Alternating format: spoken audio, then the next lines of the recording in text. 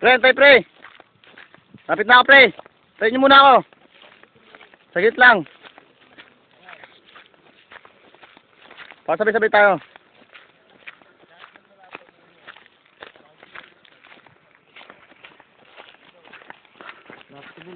Lapit na ba? Pare, ayos na mo tayo dyan. Masyado mainit ano? Papunta po kami ngayon sa lugar ng sa lugar po na pinagpupugaran po ng mga NPA at mga Abu Sayyaf.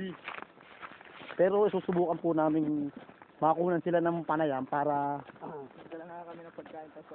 Dala po kami ng mga pagkain. Ito po, manok, panggatong, at may isda po kami dala. Kaya lang medyo mailap.